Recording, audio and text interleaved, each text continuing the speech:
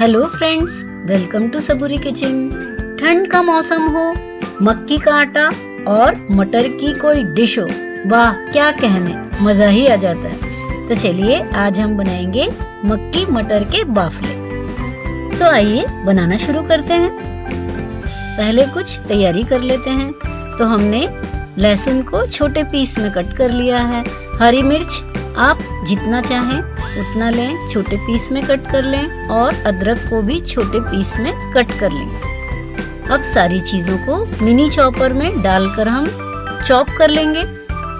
देखिए कितना बढ़िया, पेस्ट भी नहीं है, ये थोड़ा थोड़ा मोटा भी है, तो खाने में बहुत ही बढ़िया स्वाद आता है। अब इसी मिनी चॉपर में हम मटर डालकर अच्छे से चॉप कर लेंगे। इसको हम मिक्सी में नहीं पीसेंगे क्योंकि बहुत ज्यादा बारीक और चिकना हो जाता है। इस तरह से दरदरा रहेगा तो बहुत ही बढ़िया स्वादिष्ट लगता है। मटर को भी बोल में निकाल लेते हैं। घी डालकर हम बाफले का आटा तैयार करेंगे। तो हमने अब मक्की का आटा लिया है, इसमें मिलाएंगे पिघला हुआ घी। जो अभी आपने घी देखा था उसको मेल्ट कर लेंगे। घी को मेल्ट करके डालेंगे तो बहुत अच्छी तरह से मिक्स हो जाएगा। अब इसमें मिलाएंगे मटर जो हमने दरदरा पीस कर रखी थी। साथ ही मिलाएंगे जो अदरक, लहसुन और हरी मिर्च का हमने दरदरा पेस्ट बना कर रखा था। इसमें मिलाएंगे ढेर सारी धनिया की पत्तियां। कसूरी मेथी को हाथ से इस तरह से रब करके डालेंगे तो इसकी खुशबू और टेस्ट बहुत ही बढ़िया आएगा। अब बढ़िया से टेस्ट के लिए आएंगे नमक, अमचूर पाउडर, कुछ मसाले मिलाएंगे, हल्दी पाउडर, लाल मिर्च पाउडर और धनिया पाउडर। अब मिलाएंगे काली मिर्च, जीरा और फ्रूट पाउडर मिलाएंगे, वो ऑप्शनल है, आप चाहें तो डालें। अब सोडा डालकर तेज गरम पानी ऊपर से डालेंगे ताकि सोडा एक्टिवेट हो जाए। सफिशिएंट पानी डालकर हम सारी चीजों को अच्छे से मिलाएंगे और बाफले के लिए डो हम तैयार करेंगे। गरम है, पहले हम चम्मच से इसको अच्छे से मिला लेते हैं। उसके बाद बढ़िया सॉफ्ट सा डो बनाकर तैयार कर लेंगे। सारी चीजों को बस हमें अच्छी तरह से मिलाकर सॉफ्ट डो तैयार करना है।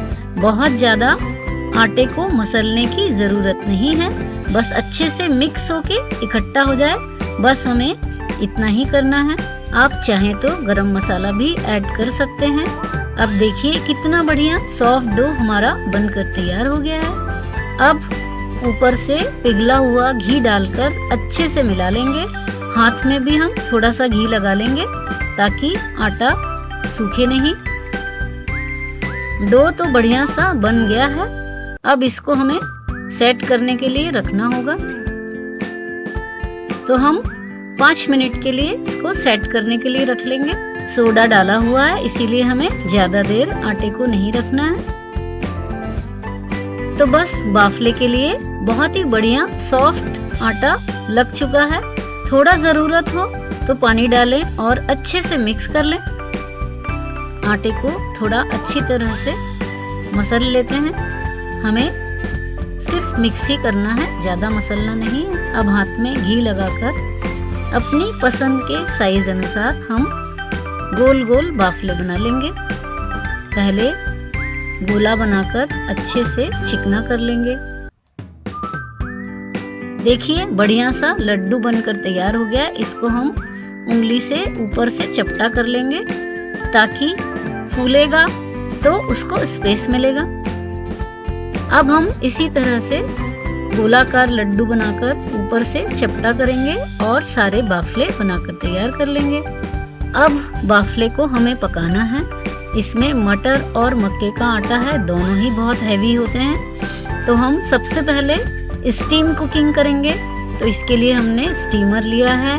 एक छन्नी रखकर उसको अच्छे से तेल लगाकर चिकना कर लेंगे ताकि हमारे बाफले आसानी से निकल जाएं। तो एक एक करके हम सारे बाफले रखकर इसमें सेट कर लेते हैं।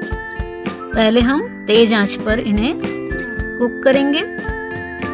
सारे बाफले हमने रख लिए हैं। अब ढक्कन लगाकर हमें करीब इन्हें 12 मिनट तक स्टीम कुक करना है। पहले हम हाई फ्लेम रखेंगे, लेकिन बाद में फ्लेम को धीमा कर देंगे ताकि बाफले अच्छी तरह से अंदर तक पक सके। अब बाफले अच्छी तरह से पक चुके हैं। अब इन्हें हम निकालकर प्लेट में रख लेते हैं। बाफले अभी पक तो चुके हैं, लेकिन हमें इन्हें और भी पकाना बाकी है। देखिए, दिखने में ही आपको पता चल रहा होगा अभी बहुत ज्यादा सॉफ्ट नहीं हुए हैं। तो अब हम इन्हें सेक कर पकाएंगे। इसके लिए एक कढ़ाई में नमक रखेंगे, ऊपर से छन्नी रखेंगे। अब सारे बाफले को इसके ऊपर सेट कर लेंगे। बाफले को अभी हम अच्छे से सेकेंगे ताकि वो और भी अच्छे से पक सके। 5 मिनट हम इस तरह से हीटिंग से पकाएंगे। अब देखिए, बाफले बहुत अच्छे से पक चुके हैं। अगर बाफले अच्छे से ना पके तो डाइजेशन में बहुत प्रॉब्लम होता है। इन्हें मटर और मक्के की आटे की वजह से हमें बहुत ज्यादा पकाना बहुत जरूरी है। अब हम सारे बाफले को निकालकर प्लेट में रख लेते हैं। गरम गरम बाफले को हम इस तरह से एक नैपकिन में रखकर फोड़ लेंगे, क्योंकि बहुत ज्यादा गर्म है।